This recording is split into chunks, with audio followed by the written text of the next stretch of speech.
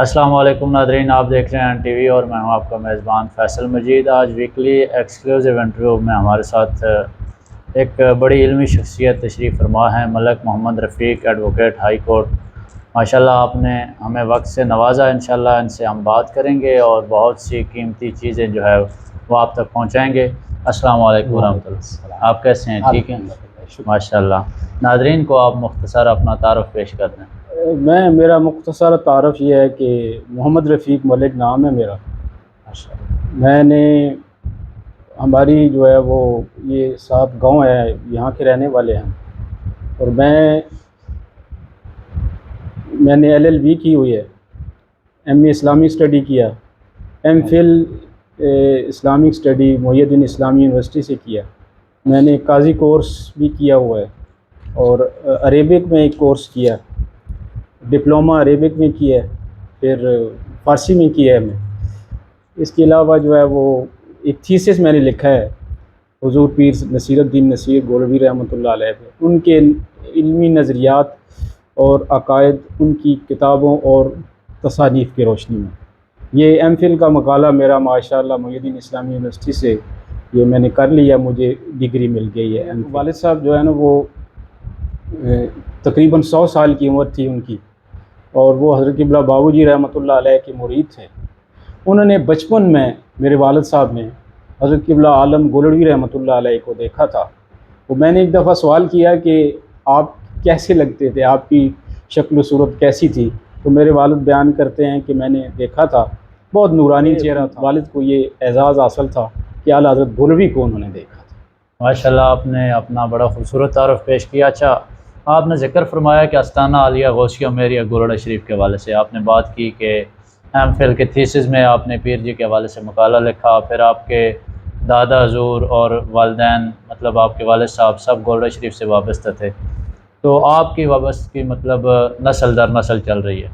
تو کچھ یاد ہے کہ آپ پہلی دفعہ گولڑا شریف کب آئے تھے یا اس حوالے سے؟ میں ویسے ہمارا یہاں آنا بچپن ہی سے تھا، کیونکہ ہمارے قریبی گاؤں ہے، اور ہم جمعہ اور عیدین کی نمازیں یہاں پڑھا کرتے تھے، تو بچپن ہی سے میرا یہاں آنا جانا ہوا۔ تو اس طرح میں نے اس آستانہ سے، اس بلد خیر کو میں کہتا ہوں، اس بلد خیر کو میں نے بچپن سے دیکھا تھا، اور یہ آج تک میری جو ہے نا وہ نگاہوں کے سامنے ہے۔ تو تقریباً ساری زندگی اب 63 سال ہو گئی ہے، تو اس آستانہ کے ساتھ وابستگی ہے۔ پھر یہ کہ میری جو نسبت ہے وہ حضرت قبلہ سید غلام معین الدین گیلانی جو پیر نصیر الدین صاحب کے والد گرامی ہیں ان کے ساتھ تھی، اور وہ مطلب ہے کہ مجھے یہ بھی اعزاز حاصل ہے کہ میرے والد بھی اس خانقاہ سے تعلق رکھتے تھے اور میرا خود بھی تعلق۔ ماشاءاللہ۔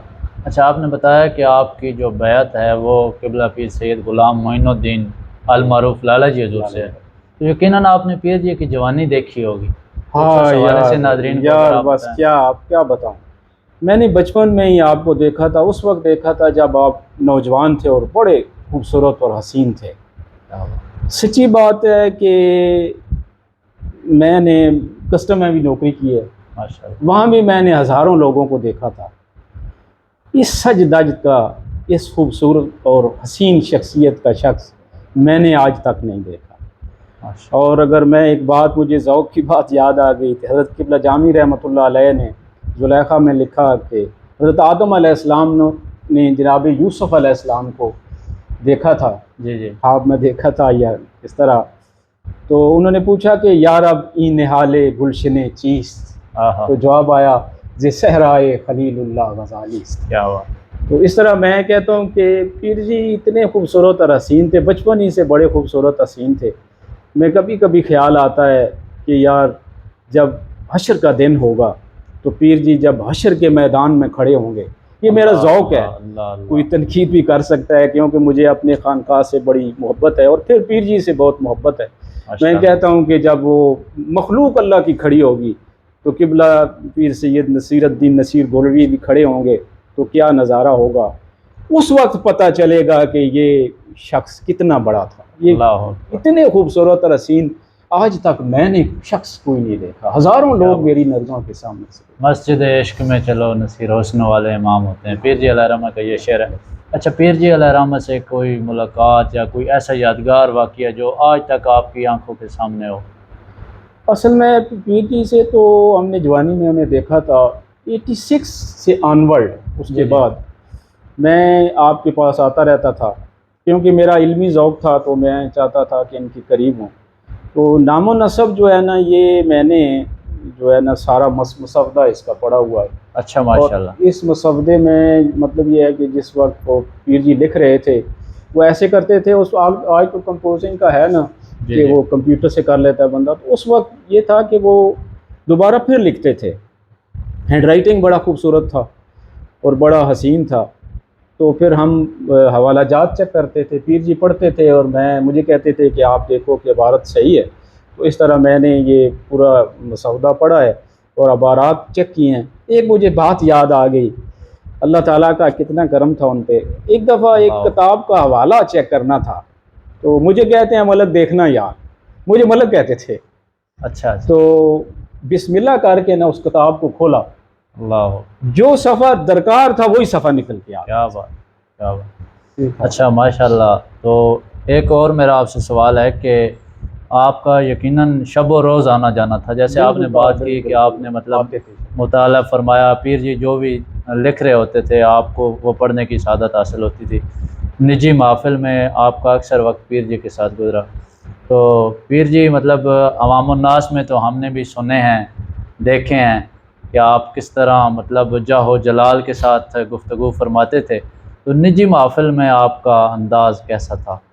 نجی محفل میں بھی بڑے مطلب علمی باتیں بہت تھیں، اللہ اکبر۔ ان کے مذاق میں بھی، ان کی گفتگو میں، بات بات میں علمی باتیں وہ ٹپکتی تھیں۔ اللہ تعالیٰ نے ان کو اتنا علم عطا کیا تھا کہ وہ مذاق بھی کرتے تھے تو علم کی بات، علم کا وہ مطلب ان کی گفتگو میں اتنی باتیں ہوتی تھیں کہ نجی محفل میں ایک یہ ہے کہ وہ شخصیت کے اعتبار سے بہت رقیق القلب تھے، اللہ بہت رقیق القلب تھے۔ وہ کسی دوست کے اگر اس سے ناراض ہو جاتے تو پھر بعد میں اس سے معذرت کر لیتے تھے، اور بڑا پن دیکھیں، بڑا پن دیکھے۔ حالانکہ ہمیں تو یہ ہے نا ان کے ساتھ اتنی محبت تھی، عقیدت تھی، لیکن یہ ہے کہ وہ بڑے، اگر کسی کے ساتھ تھوڑی سی سختی ہو جاتی نا تو دل میں جو ہے نا وہ اتنی رقاقت تھی، اتنی وہ نرم دل تھے کہ فوراً اس سے بعد میں معافی مانگ لیتے تھے اور پھر بندے کو خوش کر دیتے تھے۔ اور باتوں میں، ان کی باتوں میں یار کیا علمیت تھی۔ شاعری تو جیسے ان کے سامنے پرے باندھ کے کھڑی ہو رہی ہے، الفاظ و معانی کا ایک سمندر تھا جو ان کے ساتھ چلتا ہے۔ کیا بات۔ ناظرین، بڑی خوبصورت باتیں، بڑی خوبصورت یادیں ملک رفیق ساتھ ہمارے ساتھ موجود ہیں۔ تو ملک صاحب، آپ نے پیر جی علیہ الرحمہ کے ساتھ کبھی سفر کی سعادت حاصل کی، اور اگر کی تو کب اور کیسے، اس حوالے سے تھوڑا ناظرین کو بتائیں۔ ہاں، وہ ایک دفعہ کوئٹہ ہم گئے تھے پیر جی کے ساتھ، کوئٹہ کا سفر ہمارا تھا، تو وہ جو ہے نا وہ وہاں ہم نے ان کے ساتھ رہے، تو ان کو شوق تھا بڑا، اکبر الآبادی کا دیوان ایک ساتھ انہوں نے رکھ لیا تھا، تو گاڑی پہ جو ہے نا وہ ریلوے کی ٹرین پہ نا جو ہے نا وہ مطلب ٹرین پہ سفر کیا؟ ٹرین پہ سفر کیا۔ کیا بات۔ وہ ایک شعر انہوں نے اس وقت سنایا تھا اچھا کہ جلوے بھی دیکھ اس مرکز جمال پہ آئے، کیا بات، اس مرکز جمال پہ اب ہے میری نظر، جلوے بھی دیکھ لیں تو طواف نظر کریں۔ اللہ اللہ۔ یہ جناب شعر جو ہے نا وہ جب پڑھا اور پھر اس کی تشریح کی تو کیا مطلب ہے، کیا مزہ آتا تھا وہ جب وہ گفتگو کرتے تھے، تو بس بہت سی۔ اچھا، ایک شعر انہوں نے وہاں کوئٹہ میں کوئے مردار ہے، اچھا، تو وہاں ایک شعر لکھا کہ زیست کا خون سرد نہ پڑ جائے نصیر، ہائے ہائے، کوئے مردار کی آغوش میں آ پہنچے ہیں۔ یہ شعر میرا خیال ہے اس میں کسی کلام میں بھی آپ کے نہیں آیا، پہلی دفعہ سن رہا ہوں، یہ مجھے یاد ہے۔ تو ایک اور دوست سے کہتے تھے یہ فلاں نے لکھا ہے، وہ کہتا تھا میں نے لکھا، میں نے کہا نہیں، آپ نہیں لکھ سکتے، یہ کسی ایسے شخص نے لکھا ہے کہ کوئے مردار کیا، کوئے مردار کا مطلب ہے پھر بدی استعمال کہ زیست کا خون سرد نہ پڑ جائے نصیر، کوئے مردار کی آغوش میں آپ پہنچے ہیں۔ کیا بات ہے، بہت خوبصورت بات۔ اور کوئی بھی جو شخصیت ہوتی ہے نا، مطلب جس کو ہم لیجنڈ کہتے ہیں، تو زیادہ تر جو شخصیات ہوتی ہیں وہ مطلب ایک یا دو خصوصیات کی مالک ہوتی ہیں۔ تو پیر جی تو ویسے نابغہ روزگار شخصیت تھے، مطلب قرأت دیکھ لیں، اس کے علاوہ علم و فن میں دیکھ لیں، شاعری میں دیکھ لیں، ہر حوالے سے جس حوالے سے پیر جی کو دیکھا جائے تو بندے کی بس ہو جاتی ہے۔ سمپل یہ بات ہے کہ بندہ مطلب وہ کچھ بھی آگے وہ نہیں کر سکتا، مطلب آبزرویشن یا اس پہ کوئی ایکسپلینیشن کچھ بھی نہیں دے سکتا۔ تو آپ نے پیر جی علیہ الرحمہ کو کس حوالے سے اپنا آئیڈیل بنایا؟ مطلب کون سی ایسی بات تھی جو آپ کے دل کو لگی کہ یار اس بندے میں یہ کمال چیز ہے؟ سب سے پہلے تو یہ ہے کہ حسین شخصیت تھی۔ ہائے ہائے کیا بات! وہ کہتے ہیں کہ نظر پلک جھپکنا بھول جاتی ہے، وہ ایک شعر ہے کہ پھر نگاہ لوٹ کر نہیں آئی، ان پہ قربان ہو گئی ہوگی۔ یہ تو شخصیت کی بات ہے۔ پھر جو قرأت کا جس طرح آپ نے فرمایا، قرأت میں تو بڑا خوبصورت، بہت یہ اشاقی لہجے میں کرتے تھے۔ حضرت قبلہ بابوجی رحمۃ اللہ علیہ کو اشاقی لہجہ بڑا پسند تھا، اس میں یہ قرأت بولنا شی بہت دفعہ میں نے ان کی قرأت سنی اور خوبصورت کرتے تھے۔ پھر شاعری تو پھر ایسی ہے کہ اگر میں کہتا ہوں، یہ میرا اپنا ذاتی خیال ہے کہ شاعری اگر ان کی اساتذہ کے کلام میں مکس کر دی جائے، ملا دی جائے، تو حضرت شیخ سعدی، حضرت رومی، مرزا عبد القادر بیدل اور خواجہ حافظ اور اس طرح کے جو شعراء ہیں، حضرت ابو سعید ابو الخیر، مطلب ربائی کی ان کی ربائی ہے، اس ربائی کو اگر آپ عمر خیام اور حضرت ابو سعید ابو الخیر کی رباعیات، اور یہ دو شخصیات کی بڑی رباعیات ہیں، تو پتہ نہیں چلتا کہ پیر جی کی ربائی کون ہے، کون سی اور ان کی کون سی ہے۔ بالکل بعض جگہ تو ایسا ہے، میرا ذاتی خیال ہے کہ بعض جگہ تو پیر جی اوپر چلے گئے تھے۔ سچی بات ہے، میں دیکھو ایک بات علمی دیانت بھی ہوتی ہے کہ انسان علمی طور پہ کچھ ایسی بات کرے کہ وہ شخصیت، اچھا ایک تو آپ نے شخصیت کی بات کی، پھر جو ہے نا آپ کی جو شخصیت تو یہ ہے کہ پھر آپ کی خطابت، فن خطابت میں جب وہ لفظ مطلب کمال کرتے تھے وہ۔ اچھا فن خطابت یہ جو ہے انہوں نے تقریباً 87 کے بعد، انہوں نے 89 کے بعد انہوں نے سٹارٹ کی ہے۔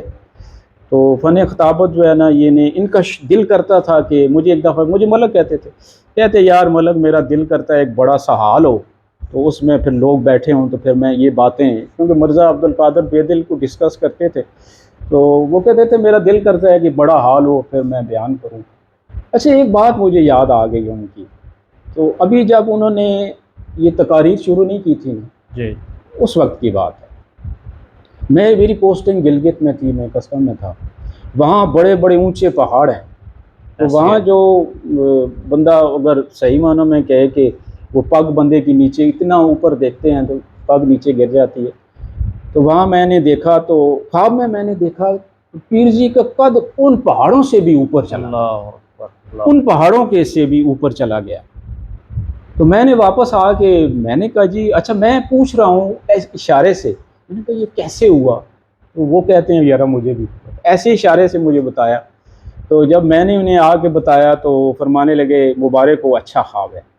تو اس کے بعد پھر پیر جی نے تقاریر شروع کی، پھر آپ کو بڑے مشہور ہو گئے۔ یہ تو ان کی خطابت تھی، اور شاعری کو میں نے عرض کر دیا، یعنی اس میں اچھا میں اگر یہ بات کہوں تو پیر جی حضرت بابو جی کے گلشن گل سرسب تھے۔ سرسب وہ ہوتا ہے کہ ٹوکری کے اوپر جو پھول ہوتا ہے نا سب سے، میں کہتا ہوں کہ یہ سرزمین گولڑا، سرزمین پاکستان اور اس صدی کے بہت بڑے وہ شخصیت تھے۔ ان کی شخصیت خود بخود کہہ رہی ہے، ان کی شاعری کہہ رہی ہے، ان کا فن کہہ رہا ہے، فن بول رہا ہے، اس مطلب آپ کو صدیاں یاد رکھیں گے، یہ ایسے حقیقت ہے۔ تو آپ نے بڑی خوبصورت باتیں کی، مطلب اتنے زیادہ سوال میرے ذہن میں جنم لے رہے ہیں کہ یہ نشست کئی گھنٹوں تک چلی جائے، لیکن چونکہ ہمارے پاس وقت مختصر ہے تو اس حوالے سے میرا آپ سے اگلا سوال یہ ہے کہ نظم، نثر، ربائی، ہر فن کے حوالے سے گفتگو ہو چکی ہے ابھی، تو پیر جی علیہ الرحمہ نے ان تمام حوالوں سے اپنا لوح منوایا۔ آپ نے جیسے شروع میں ذکر کیا کہ میں نے پیر جی کے حوالے سے ایک مقالہ لکھا، تو آپ نے اس کے علاوہ بھی کوئی کاوش کی ہے؟ مطلب مقالے کے علاوہ بھی کہیں پہ آپ کی کوئی مطلب ایسی نجی محفل ہو یا کہ کوئی علمی ادبی نشستگاہ ہو جہاں پہ آپ نے پیر جی کے حوالے سے کوئی اپنا عملی کام وہاں پہ شو کیا ہو؟ ایک دفعہ یہ چور کی مسجد ہے تو ان لوگوں نے اسپیشل ایک پروگرام رکھا تھا، پیر جی کی جو ہے نا شخصیت پہ وہ کرنا تھا، میرا خطاب تھا، وہ تقریباً آدھے گھنٹے کا تھا، بہت لوگوں نے پسند کیا۔ ایک بندہ اٹھ کے آیا تو مجھے کہتا ہے یار یہ تو پی ایچ ڈی کا مقالہ ہے تمہارا۔ میں نے جب وہ خطاب کر کے جب میں وہ اٹھا تو ایک پڑھا لکھا تھا، بظاہر وہ اسکول کا پڑھا لکھا لگتا تھا، تو کہتا تھا یہ تو پی ایچ ڈی کا مقالہ ہے۔ ماشاءاللہ، بہت اچھی پیر جی علیہ رحمت سے آخری ملاقات اس حوالے سے بتائیے گا ناظرین کو کہ آپ کی آخری ملاقات کب ہوئی تھی، کہاں ہوئی تھی، اور کیا اگر آپ مناسب سمجھیں تو مطلب چند ایک باتیں بھی ناظرین کو بتا دیں جو آپ کی پیر جی سے، کیونکہ آپ نے جیسے شروع سے اب تک بتایا ہے، میں نے اس چیز سے اندازہ لگایا کہ آپ پہ بہت زیادہ شفقت فرماتے تھے پیر جی علیہ رحمہ، کیونکہ آپ کو ملک صاحب کا بڑا خوبصورت لقب انہوں نے دیا۔ یہ اعزاز کی باتیں ہوتی ہیں کسی بھی مرید کے لیے کہ وہ اس کا جو ہے وہ پیر اس کو اتنا بڑا لقب دے اور پیار سے بلائے، بات کرے، یہ حسرت ہی ہوتی ہے انسان کی۔ تو جب اس طرح اگر پیر یا استاد یا والدین میں سے کوئی جب بھی پیار سے بلاتا ہے تو ویسے بھی آپ کو پتہ ہی ہے، تو ناظرین کو بتائیے گا کہ آپ کی آخری ملاقات کب ہوئی تھی پیر جی علیہ رحمہ سے؟ اب اتنی مجھے یاد تو نہیں آ رہی، لیکن جو بھی ملاقات ان سے ہوتی تھی وہ ایک حسرت ہی رہ جاتی تھی کہ دوبارہ پھر بھی ان سے ملاقات ہو۔ اصل میں اتنا توقع نہیں کر رہے تھے کہ اتنی جلدی آپ کی وفات ہو جائے گی، تو ایسا مطلب یہ ہے کہ وہ ان کی وفات جو ہے نا وہ ایک قیامت ڈھا گئی ہے ہم لوگوں کی۔ سچی بات ہے کہ یہ تو ان کا اپنا ہی شعر ہو گیا کہ ایک قیامت ڈھائے گا دنیا سے اٹھ جانا میرا۔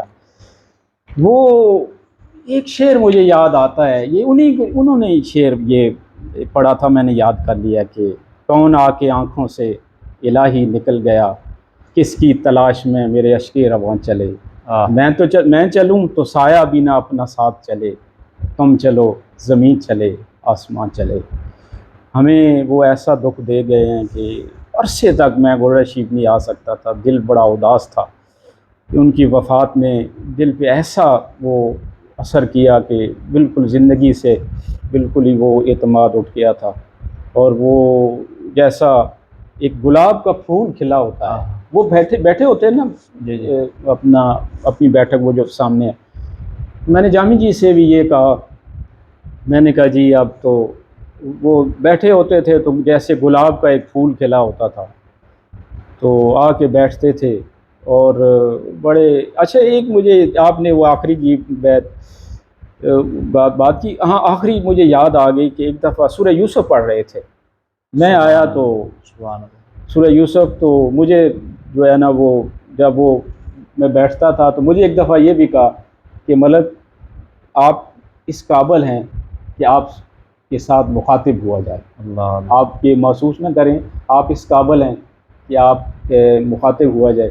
تو سورہ یوسف میں یہ تھا کہ وہ جناب یوسف علیہ السلام نے جناب بنیامین کے وہ جو وہا عربی میں کہتے ہیں نا وہ جو وہ تھا پیمانہ تھا، تو وہ کہہ رہے تھے کذالک کدنا لیوسف، ہم نے یہ یوسف کو ہم نے سکھایا، جناب اللہ تعالیٰ نے خود ہی قرآن میں فرمایا۔ اس کی اتنی خوبصورت انہوں نے تشریح کی تو میری آنکھوں میں آنسو آ گئے اور میں کافی دیر روتا رہا۔